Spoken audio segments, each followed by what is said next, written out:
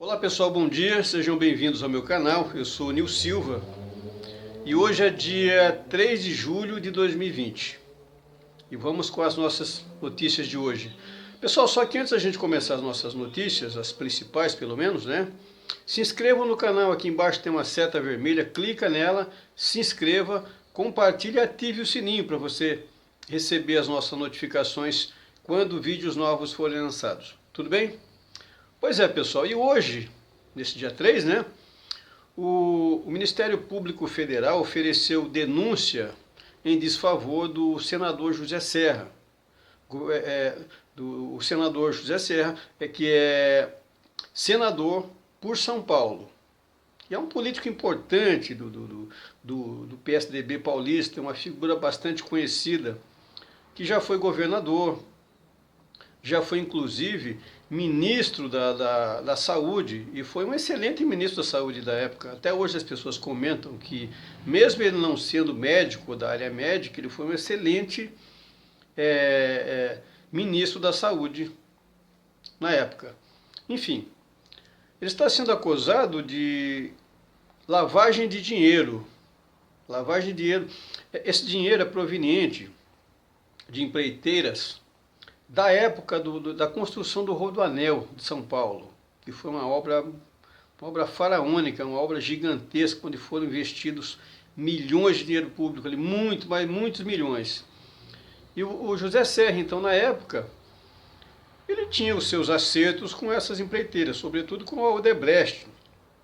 E ele, juntamente com a sua filha Verônica Serra, se apropriaram de verba pública, de dinheiro desviado, e em offshore, fora do país, né? São empresas cuja administração dessas empresas, dessas finanças, desses recursos, ficam fora do país, mais especificamente na Suíça. E foi bloqueado, então, o pedido de bloqueio de 40 milhões de reais. Mas vocês não imaginam que foi desviado apenas 40 milhões. 40 milhões de reais, eu não estou afirmando isso, tá? Mas 40 milhões para uma obra daquele tamanho do Rodoanel, é café, é trocado aquilo. É muito dinheiro envolvido. Não estou dizendo que ele se apropriou de mais dinheiro ou menos dinheiro. É apenas conjectura. Eu acho que não é apenas 40 milhões de reais. Essa história começou em 2007, portanto, 13 anos atrás. Tá? Por isso que eu digo sempre para as pessoas que eu conheço, olha, não se envolva com problemas na justiça. Evite a todo custo problema com a justiça. Por quê? Você dorme, a justiça não. O processo continua, ele continua rolando. Então, durante a gestão passada, não do governo atual, não do Bolsonaro, anterior, quando começou aquela história de Lava Jato, Curitiba, não sei o que tal, que prenderam o Lula, prenderam um monte de políticos do PT, e até as pessoas comentavam, não, mas só prende político do PT, só não prende ninguém do PSDB. Pois não. Pois bem, a coisa começou, chegou no PSDB. E a coisa é séria. Então, não se metam com a justiça. 13 anos depois, o cara está deitado em casa pela manhã, tranquilo, dormindo ainda, né? E a Polícia Federal chegou na casa do José Serra. As buscas estão sendo feitas em São Paulo, em 2 endereços de São Paulo, um no bairro de Pinheiros, que é um bairro nobre de São Paulo, e no Rio de Janeiro também. Buscas na casa do senador e da filha dele. E o que acontece, pessoal? Agora o pessoal vai levantar, não apenas isso, mas tudo que é pertinente.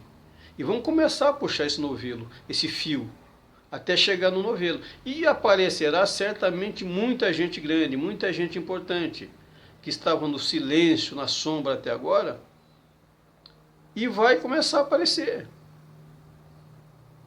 Como denúncias começaram a aparecer já essa semana, envolvendo o presidente da Câmara, Rodrigo Maia, que aparecia apenas como Rodrigo Felinto.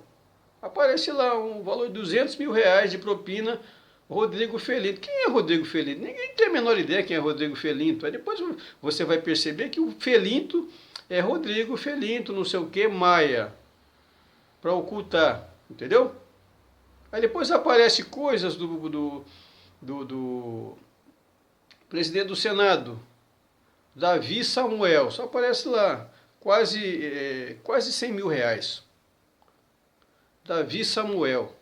Quem é esse Davi Samuel? Ele vai procurar Davi Samuel, não sei o que, Alcolumbre. Você entende, pessoal? Essas coisas não ficam escondidas. Ficam por um tempo, mas não o tempo todo. Você pode enganar muita gente por muito tempo, e não a todos o tempo todo. Uma hora começa a aparecer. E essas maracutais escondidas vão aparecer. Se essas pessoas pagarão efetivamente como é que tem que ser feito, não sabemos. Mas o fato é que estão surgindo, tá? E se pelo menos uma parte de todo esse dinheiro que foi surrupiado dos cofres públicos. E uma coisa muito importante a dizer é o seguinte: não existe dinheiro público. Vocês precisam entender isso. Não existe dinheiro público. Ele não nasceu numa árvore, num pasto. É dinheiro do povo. Seria até interessante um projeto de lei para acabar com essa titularidade de dinheiro público. Quando se fala público, tem a impressão que não é de ninguém, né? Não tem dono. Mas não, é dinheiro suado dos nossos impostos, gente. Não tem dinheiro público, é dinheiro do povo, tá? O Estado não gera riqueza, o Estado não gera renda. Quem gera renda, quem gera riqueza, sou eu e você que trabalha todos os dias e pagamos impostos. Então, isso é importante. Entende, pessoal? O cerne da questão está aí, ó, no dinheiro. Agora é só seguir o dinheiro que aparecerão outras figuras importantes aí. Eu não tenho a menor dúvida disso. Mas é isso. E tem um burburinho meio rolando hoje nas redes sociais, no Twitter e tal, uma conversa da primeira-dama de São Paulo, a dona Bia Dória. Tem alguma coisa contra a Bia Dória? Absolutamente, não tem nada contra ela. Pessoalmente, nada, absolutamente. E o que acontece, pessoal? Ela estava conversando com uma outra socialite, salvo engano é a Val Marchiori, que eu também não tenho nada contra. Elas comentando sobre pessoas, sobre moradores de rua, sobre pessoas que estão em situação de rua. E ela dizendo, não, mas não devemos dar alimentos ou ajudas a essas pessoas, porque eles têm os abrigos e eles não querem ir para os abrigos porque tem que ter horário, tem que ter responsabilidade. Eles estão na rua, entre aspas, aí com bastante aspas, ela chegou a dizer, em outras palavras, que as pessoas estão na rua porque querem. É lamentável isso, pessoal. Por que é lamentável? Essas pessoas, como a primeira-dama e o governador de São Paulo, por exemplo, que é o marido dela, um influencia o outro, são pessoas, entre aspas aí, com muita, coloquem bastante aspas aí, tá bom? São pessoas bem nascidas do ponto de vista financeiro. E eles não conseguem entender a realidade de uma pessoa que vive com um salário mínimo, ou de pessoas que vivem sem renda alguma. A pessoa, ela sobrevive a cada dia. Ela ganha 10 ou 15 ou 20 reais hoje em uma marmita, ela sobrevive hoje. Mas o amanhã para ela não existe.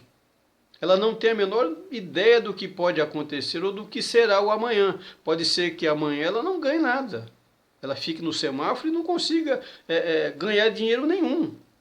Imaginem nessa pandemia as pessoas que vivem e estão em situação de rua. Essas pessoas não ganham dinheiro. Não tem gente circulando. Não tem carro nas ruas.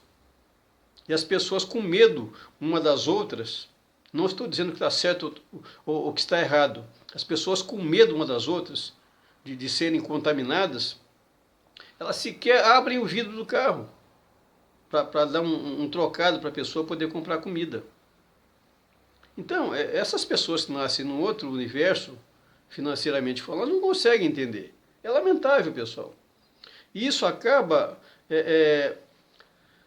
ocorrendo também na esfera pública, as pessoas que estão em cargos de poder público aí, eles não conseguem entender, são pessoas que sempre nasceram e sempre tiveram de tudo.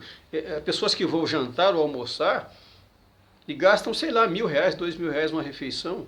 Esses dias eu vi uma nota de uma refeição de um deputado, que a nota lá, o valor era 1.400 e qualquer coisa, quase R$1.500 de uma refeição. Eu não sei o que ele comeu para pagar R$1.500. Eu não sei nem se essa nota é recente ou se já tem algum tempo. Mas enfim, o cara pagou aquele valor por uma refeição. Não sei se ele está praticando corrupção, ou seja, gasta, sei lá, R$50, pede uma nota de R$1.500, não sei.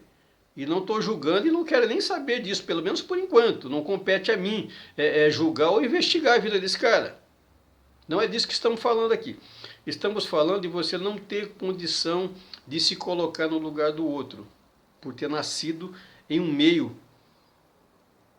em um país extremamente desigual, onde muita gente não tem comida e muitos têm dinheiro para viver 50 vidas e sem precisar ganhar mais nem um centavo. Vocês entendem?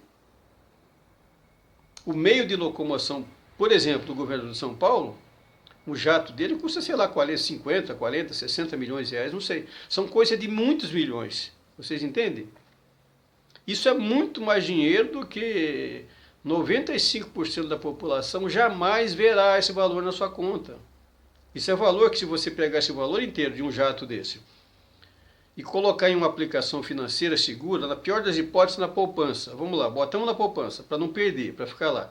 Você consegue, sei lá, alimentar várias gerações de pessoas comendo e vivendo bem com dignidade, com um valor desse. Entendeu? O foco dessas pessoas não é mais dinheiro ou menos dinheiro, é poder, poder, poder, poder. Eu acabei me estendendo aqui no assunto e eu acho que não vale a pena falar mais sobre isso. Temos outras coisas, mas não tem tanta relevância. E hoje eu não estou afim de me estressar, é sexta-feira, cada dia com a sua indignação. É isso, pessoal. Muito obrigado por estarem comigo aqui. Tenham uma boa sexta-feira, um excelente fim de semana. Fiquem com Deus. E amanhã eu volto, se Deus quiser, nem que seja para dar bom dia para vocês. Tudo bem? Até amanhã, pessoal. Até lá.